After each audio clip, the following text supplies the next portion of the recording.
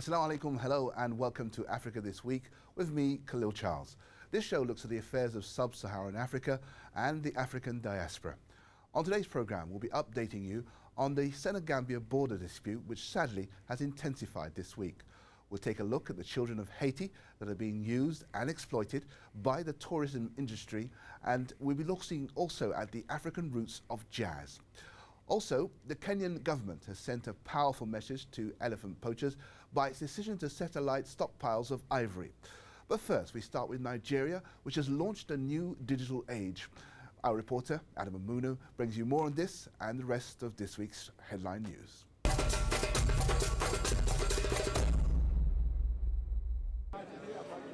On Saturday, the Nigerian city of Jos made the switch to digital television in a pilot scheme that would see those with digital receivers able to access 15 channels instead of 5.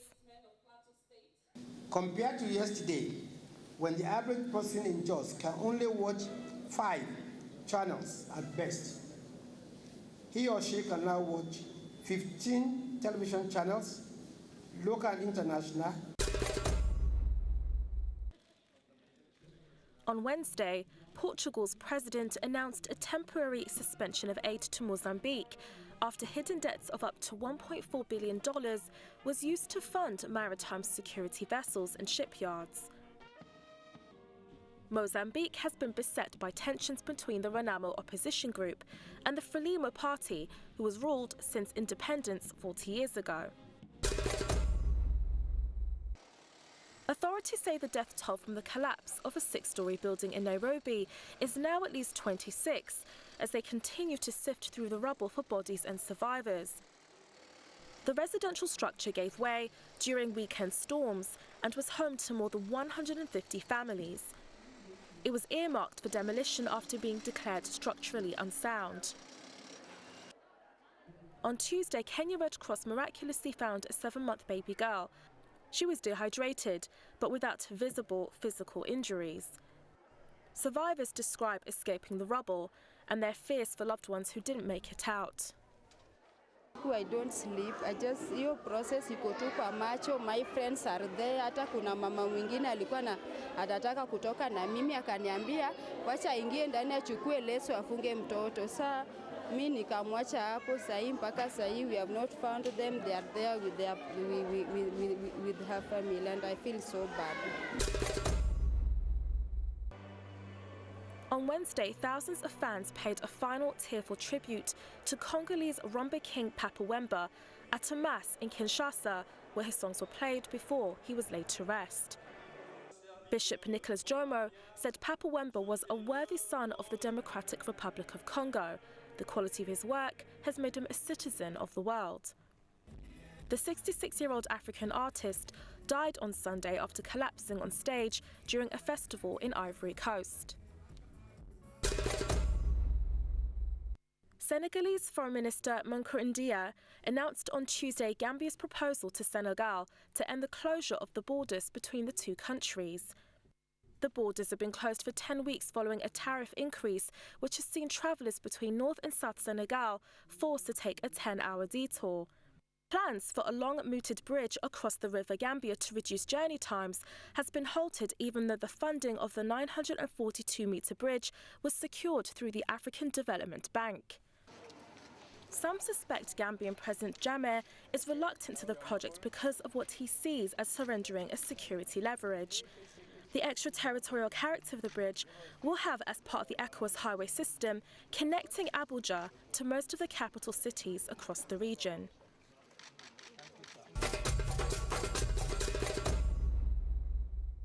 Well, joining us on the line to discuss this issue of the Sene-Gambia border is Sam Phatey, who is an African affairs expert, a political and conflict intelligence analyst and strategist. He's also the vice president of the Diaspora News. He's based in Washington, D.C. Sam, welcome to the program.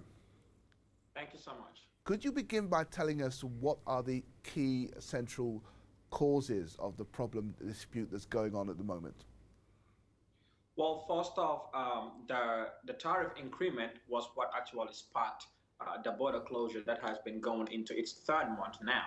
And apart from that, the construction of the 900-meter bridge, which would be linking most of the ECOWAS countries too, as a way for Jammeh to have leverage when it comes to dealing with Senegal and the Casamance crisis.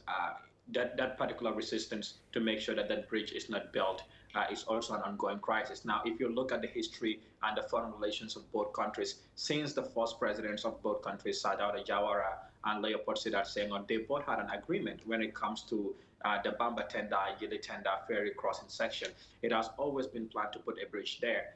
But Jammeh fears that building that bridge might be a way of giving up his leverage and also a huge security risk for him. You keep saying giving up his leverage. What exactly is Jammeh afraid of? Well, mostly Jammeh has accused the Republic of Senegal of hosting his enemies, and these are mostly journalists, failed coup plotters, are all actually based in Senegal. Senegal is the closest country that they can go to seek refuge before going into any other country. If they are not in Senegal, then they will be in Europe and mostly in America. Now, for Jammeh, when it comes to having to deal with Senegalese foreign policies, you need to remember Senegal surrounds the Gambia on all three sides except for the west. So everything that pretty much has to come in and out of the Gambia has to go through Senegal. So when it comes to dealing with that kind of situation, when Banjul has to deal with Dakar, Banjul must have a leverage over something. Now, you need to understand that Senegal, if you look at the Casamance crisis, part of the reason that Casamance is asking for autonomy is because they feel very isolated from the northern part, which is separated from the south by the Gambia. So the Gambia government has always used this to their advantage when it comes to dealing with Senegal, and it's a key important part of its foreign policy. You mentioned Casamance. Let's just give us some background behind Casamance. Casamance is an area inside the Gambian border, but actually that feel more aligned, if you like, to the Senegalese state. Yes, I mean, and right now, when you look at the history of the Casamance crisis, President Jammeh has been alleged to have supported them, especially after they were found, separatist rebels in Casamance were found with Iranian weapons. And as a third shipment of Iranian weapons to the Gambia was actually intercepted in the port of Lagos in Nigeria. So that actually even sparked more issues between the Gambia and Senegal. Now, when it comes to the border crisis itself, President Jammeh has always used the Casamance situation too as a leverage. And he has always closed the borders before. During his 21-year rule of the Gambia, Senegalese authorities do not close the border. They have never closed the border between the two countries. But Jammeh has always used closing the border as an issue with Senegal. If any dispute happens within the two administrations, whether it was during the time of President Wade or current President Macky Sall, President Jammeh will unilaterally make a decision to close the borders.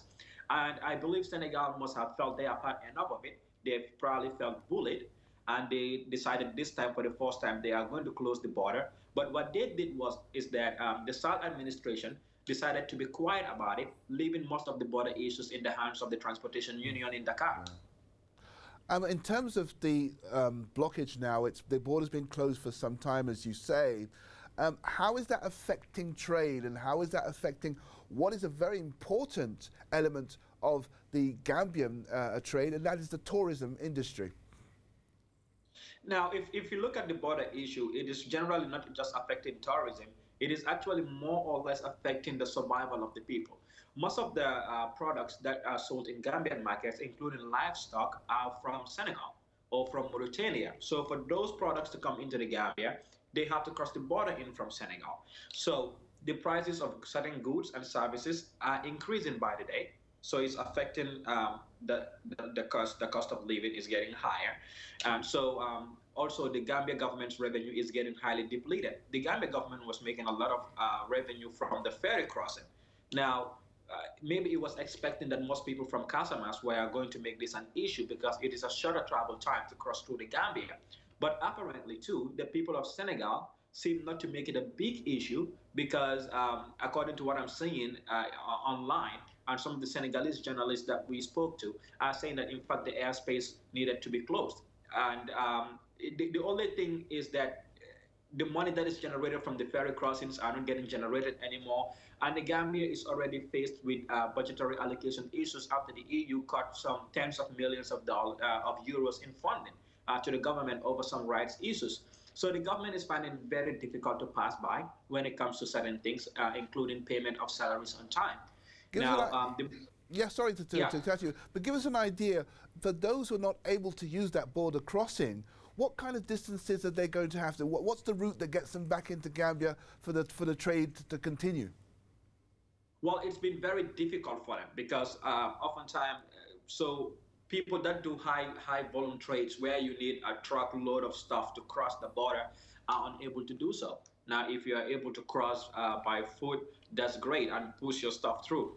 But the border between the Gambia and Senegal too is very porous. So some people are using some other ways to get their goods and services in, which is illegal. But the borders are not secured; they are very, very, very, very porous. And the only thing for the Gambia is there's a huge loss in revenue for the ferry services. But for most Senegalese citizens, sometimes it's worth going all the way around the Gambia to detour around the Gambia into Casamas because the ferry services in the Gambia are not very reliable and they are not very safe. And sometimes they spend days or even hours trying to wait to cross. And they said their goods, especially vegetables and other products that are often coming from southern Senegal to the north, get damaged. So it's a challenging situation here for the Gambia. Apparently, they are losing the leverage that they used to have when it comes to dealing with Senegal. So what Jammeh resorted to doing as a way to also resolving this issue is engaging some of Macky Sall's political rivals, and most of them are mayors in southern Senegal, in Casamas. They visited the Gambia, and he spoke to them, and some of the reliable sources within the government said that the Gambia is willing to fund them to put more pressure on Dakar to make sure that these borders stay open. So it's becoming a very difficult situation for the Gambia, and they are doing all that they can to make sure it is open.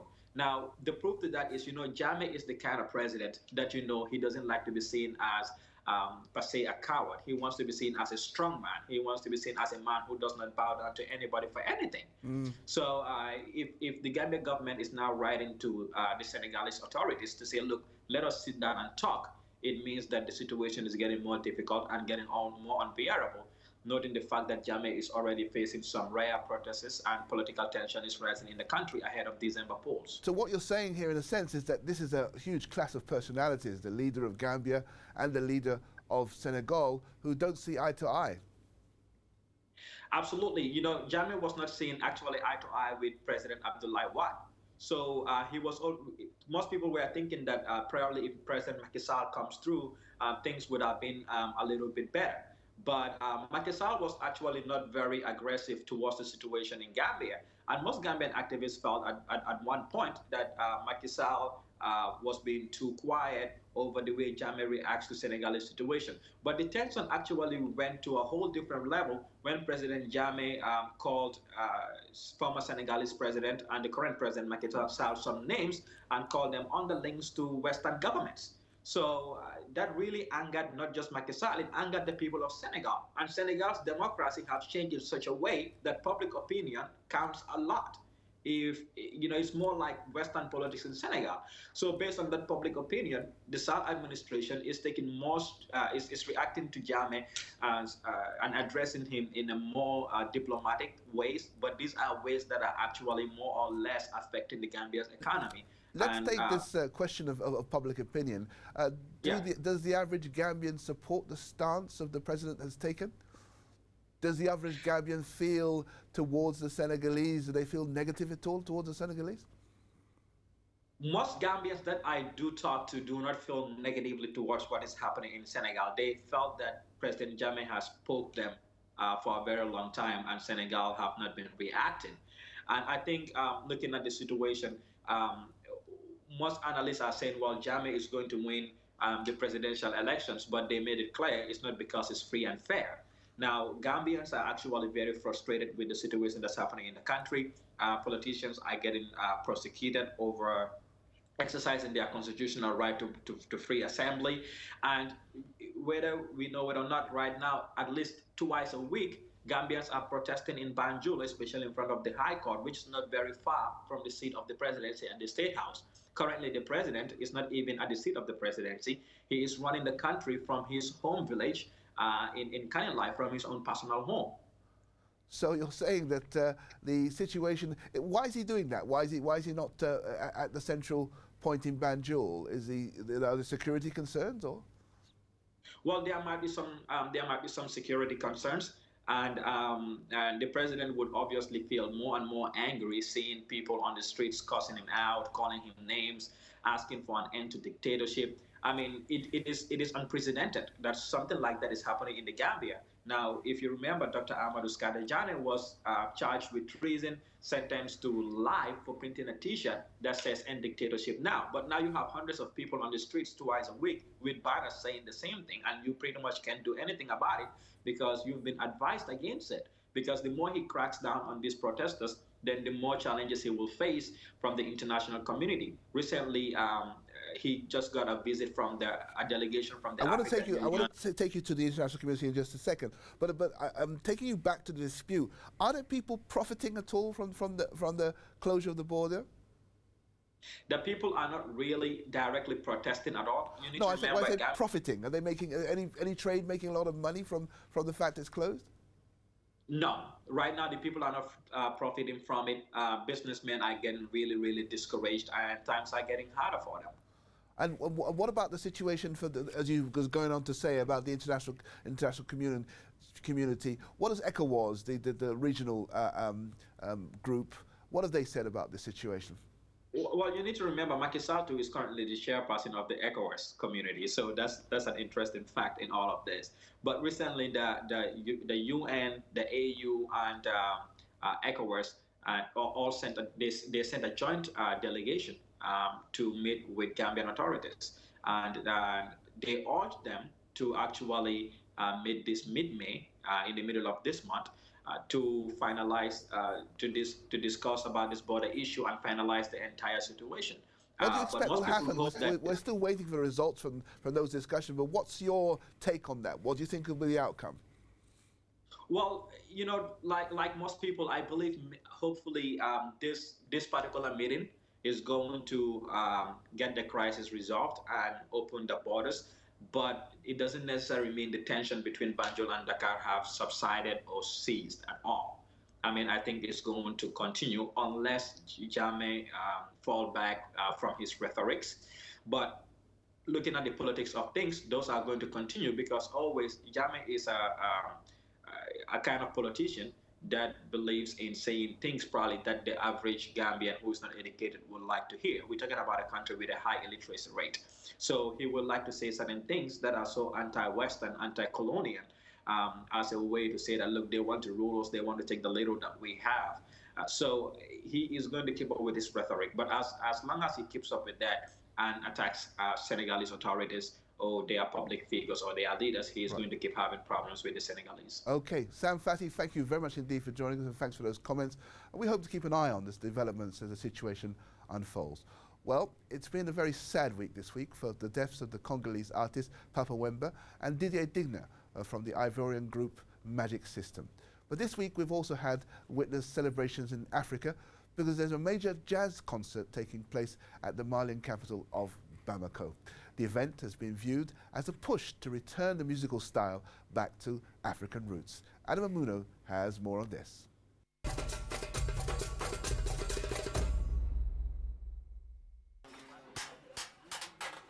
Seated on a dusty floor on the outskirts of the capital city, 7-year-old Samuel Jean fashions a little boat from a piece of wrought iron. This is not child's play, but work, as the little boy helps his parents craft trinkets to sell to tourists for a meagre sum.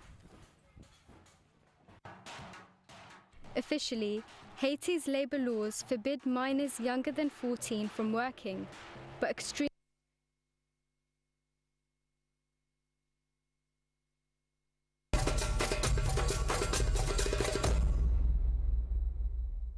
The Jazzy Kumben Festival in Bamako has brought together some of the region's best-known singers and musicians to celebrate Mali's rich jazz heritage. The curtain rose up last Friday at the French Institute in Bamako. choisi de jouer ma chanson qui s'appelle Éveil parce que c'est une façon de conscientiser tout le monde. Je pense que le jazz, oui, est une musique qui est là pour éduquer et aussi pour sensibiliser.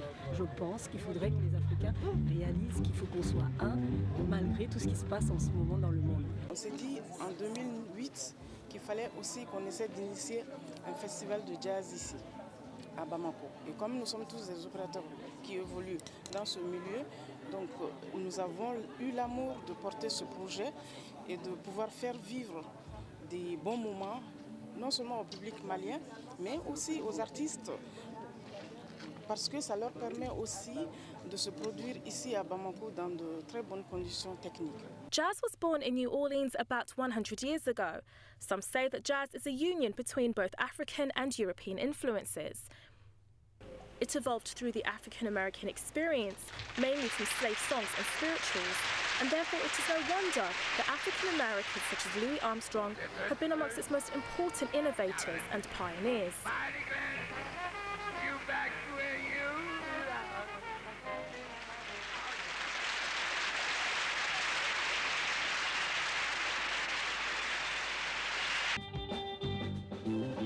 The event coincided with the International Day of Jazz, so as well as lectures on the origins and evolution of jazz, there have also been opportunities for people to participate in drumming workshops. Bamako, comme toutes les autres capitales du monde entier, est attachée au jazz depuis des années. Le jazz, c'est quoi? Le jazz, c'est l'improvisation, le jazz, c'est le rythme, le jazz, c'est la voix, le jazz, c'est le swing. Et le jazz puise toute son histoire dans la musique africaine et dans la musique malienne, la musique mandingue. But jazz was not the only African-rooted music honoured there. Mandinka music was represented with special guests Jelimadi Tunkara and Pamela Bajo. The reignition of African jazz also took form earlier this month. Musicians from Africa and other continents participated in the 17th edition of the International Jazz Festival in Cape Town.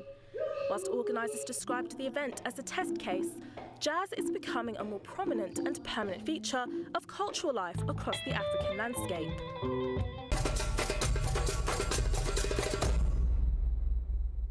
Now we're going to take a short break, and when we come back we'll be discussing whether burning stockpiles of elephant tusks is an effective way to combat the ivory trade in Kenya. And also we'll be taking a look at the hardship faced by children on the Caribbean island of Haiti. Don't go away.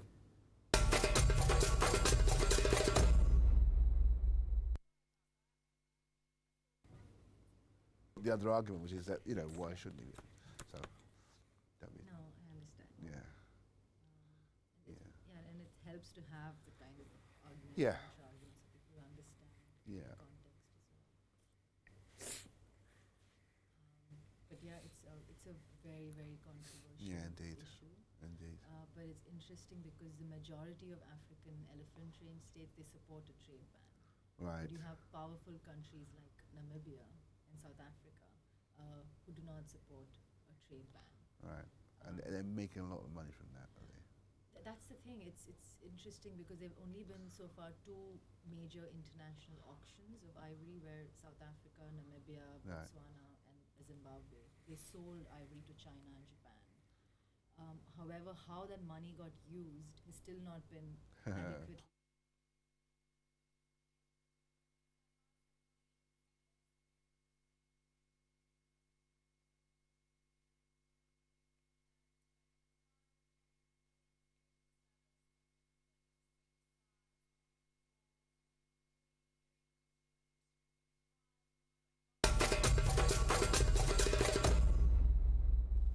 Welcome back from the break. I'm Khalil Charles. Now, we turn our attentions to the African diaspora and look at the situation for children on the beautiful island of Haiti.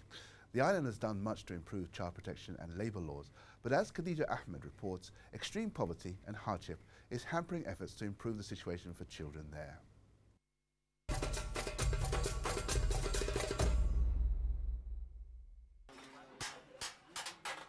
Seated on a dusty floor on the outskirts of the capital city, 7-year-old Samuel Jean fashions a little boat from a piece of wrought iron. This is not child's play, but work, as the little boy helps his parents craft trinkets to sell to tourists for a meagre sum. Officially, Haiti's labour laws forbid minors younger than 14 from working, but extreme poverty leaves no other option for many families on this divided Caribbean island. In the village of Nuil, a half-century-old tradition exists of employing children to create ornaments from iron. Tourism has yet to take off in Haiti. For now, there are more souvenirs in circulation than visitors. So much of what is produced by artisans end up being purchased for sale to customers elsewhere in the Caribbean. In Haiti, 80% of schools are private. This means the cost of tuition, uniform and other education-related expenses can be a burden for parents. For children like Samuel Jean, daily labour in the workshop is a matter of survival. When work is plentiful in Nuil, Samuel can earn as much as £7 a day, a vital supplement to the living of his father, who is a simple maize farmer. It is a grinding existence. Samuel's family of 5 squeeze into a makeshift shelter just a few square metres in size, sealed with plastic sheetings held up by sticks. He makes his daily round of workshops and dreams of one day perhaps owning his own craft shop to peddle wares to tourists.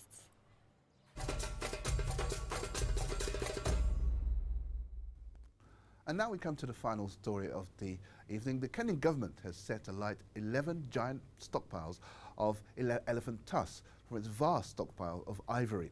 Now the aim is the grand gesture to shock the world into putting a stop to the slaughter of elephants and to bring an end to the ivory trade. But not everyone is convinced that this is the best way to solve the problem. Here's a report from AFP reporter Celine Seri, who was in Kenya just before the event took place. This stockpile of illegally poached ivory contains 105 tons of tusks from more than 8,000 elephants. The whole lot will be burnt this week in Nairobi as part of Africa's biggest ever mass ivory burning. It's a symbolic move to show traffickers that there's no place for poaching and the illegal trade must stop.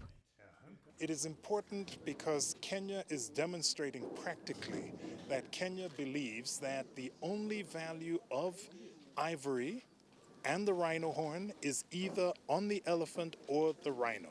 There is no other value, and by destroying it, we are walking the talk, as it were.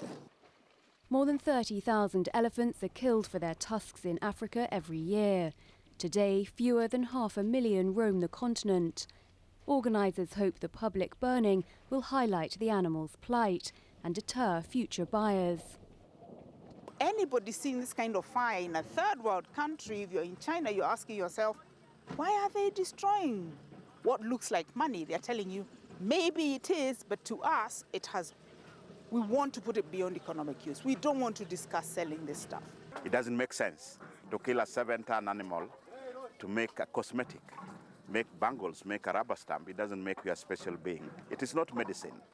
The economic value of one elephant is estimated to be around $1.6 million through tourism, which means that throughout its lifetime, each animal generates 75 times the value of its ivory.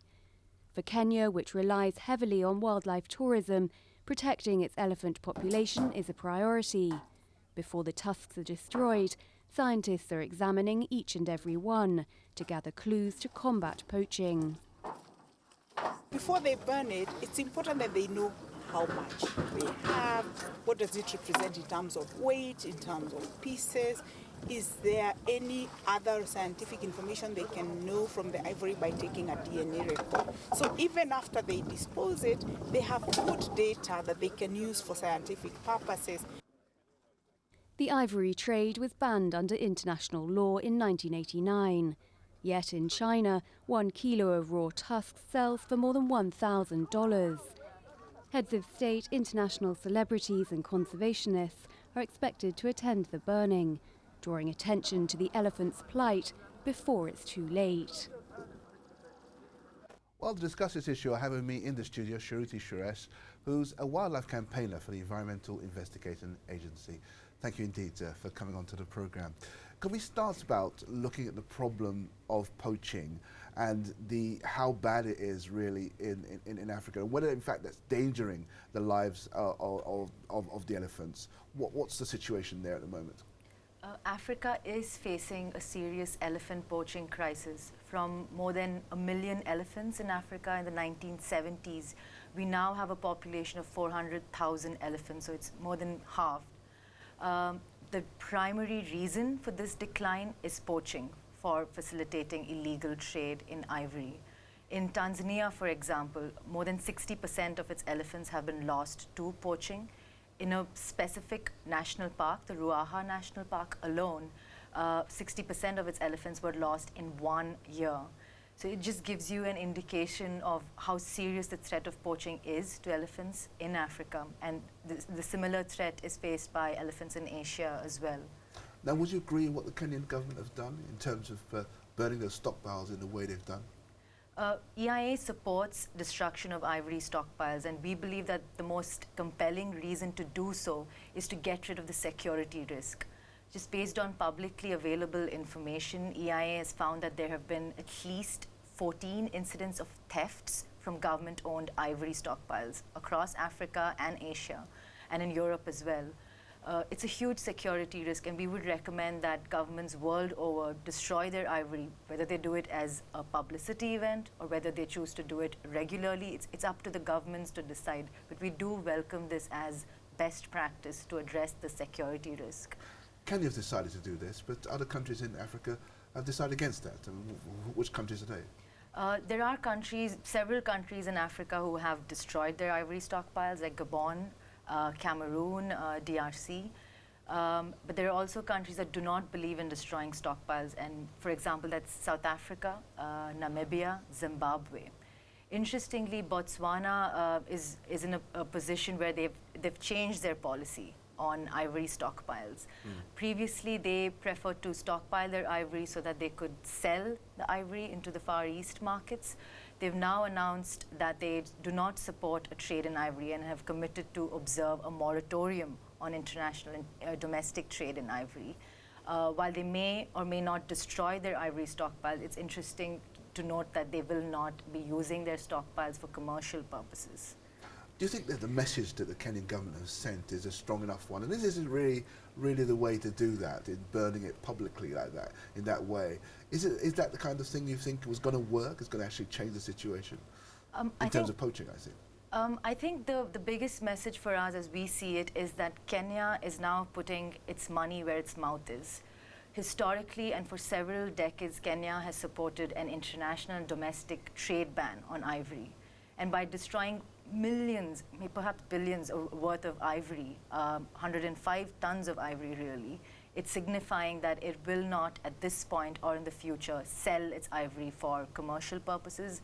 And we welcome that because it emphasizes that they will not put a price tag on ivory and that they value ivory on elephants in the wild.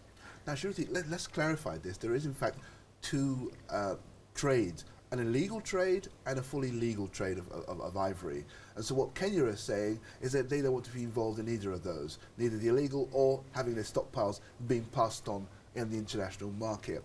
Now, surely there's a case for having the two trades to exist, one of the trades to exist, that is the legal trade. Surely there is no reason why, if an elephant dies, that his tuskers can be removed and used in the way that people choose to have, because for freedom of choice. What would you say to that? Because there is a legal route that seems to be ignored here.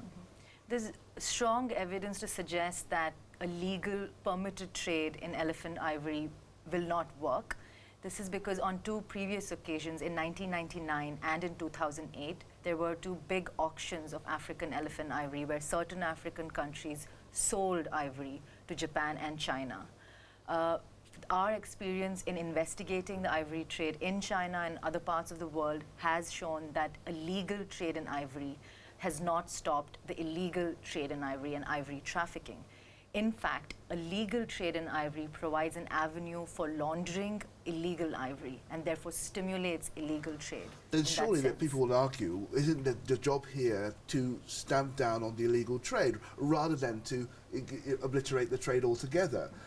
There is, if you like, a market for it. People want to have these goods, and they're made. We saw in the clip there people being, not liking the idea, but nevertheless, I mean, there are people who find that ivory is a very valuable commodity, and they like to have and make ornaments out of it. I mean, are we, if you like, not allowing the world to express itself, or indeed African countries who are making money from the legal trade, aren't we now stamping down on their mode of income? Well, we have, as an international community, experimented with a legal trade. And the single biggest turning point in elephant conservation was when last year China, the world's largest destination market for ivory, announced that it will not support a domestic trade in ivory. This happened in September last year when President Obama and President Xi Jinping, in a very high-level bilateral meeting, announced their commitment to halt domestic trade in ivory. Now, this is a very, very big move because it suggests that China did experiment with elephant ivory. They've been flagged repeatedly for their implication in ivory trafficking and ivory smuggling, and they've realized that a legal trade in ivory has not really helped them to clamp down on the illegal trade and in ivory trafficking. And you have tons and tons of ivory being trafficked from Africa all over across the world to China, Thailand, Japan, Laos, and other parts of the world. In terms of money, what kind of monies are we talking about for the illegal trade, and what kind of income can one make on the legal basis of it?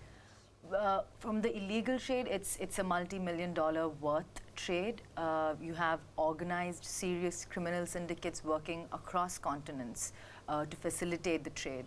You have tons and tons of ivory, and we're talking about container full of tusks being shipped from Africa, from places like Tanzania, across to China. So for us, the biggest red flag in this trade is that you have serious organized criminal syndicates involved in the trade. And so governments need to be treating this issue as an organized criminal offense, and that it requires cooperation amongst governments to address this issue in a holistic manner. In terms of the legal trade, there is discussion about compensating, for example, ivory factories and retailers in China who are at the moment involved in the legal trade.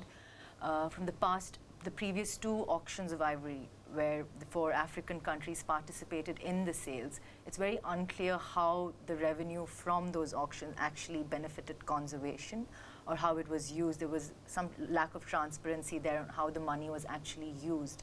But at the end of the day, I think what the international community has to come to terms with is that you did experiment with the trade. It was a failure. And we know for a fact now, absolutely compelling evidence, that the trade has an impact on elephants in Africa. And it's not a problem that one country can solve alone. I was going to ask you that. What is being done to try and bring countries together, especially those who have differing opinions about the ivory trade? Are there discussions going on at the moment? Are there people trying to bring countries together to try and work out a uniform, if you like, program on how to sort out this problem? There are several initiatives on addressing ivory trafficking and illegal wildlife trade issues more broadly.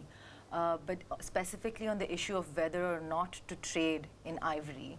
Last year, in what was called the Cotonou Declaration, 25 African countries adopted commitments to support a domestic as well as an international ban on ivory. And Kenya was one of those countries, and several other countries joined that as well. There's another initiative called the Elephant Protection Initiative, and the United Kingdom is also a part of this initiative. And significantly, Botswana and Tanzania, some of the big African elephant range states, are part of this initiative. They have also committed to observe a moratorium on international trade in ivory and to put away their ivory stockpiles beyond economic use. Again, that's very significant. In September this year, there's going to be a very significant meeting of the parties of the UN Convention on International Trade in Endangered Species, or CITES. In this conference, this issue is going to be very much discussed, whether or not to have a trade ban at the domestic level as well as the international level. Interestingly, the United States has also submitted a proposal for this conference so that a proposal can be adopted to observe a domestic trade ban in ivory. And EI is very much in support of that proposal, and we understand that there are several governments who support that proposal as well. So it is being discussed, and it's a very live issue and a very controversial issue. There's a lot going on. Well, Shruti, thank you very much indeed for coming in and discussing that problem for us. Okay, and thank you also for your comments. And we will, of course, be following that issue as we go along on another occasion. Well, we've run out of time, but I'd like to thank the guests for coming into the studio and on the show, and thank you at home for watching. Don't forget, you can reach out to us by email, Africa This Week, it's at islamchannel.tv, or you can tweet us at islamchannelca on the hashtag Africa This Week IC. And coming soon, you'll be able to see our previous programs on our website, www.islamchannel.tv. Now, we'll leave you with scenes of Madagascar's first ever hot air balloon festival, which took place on Wednesday and is part of the country's bid to promote its budding tourist industry. Have a good evening. Take care.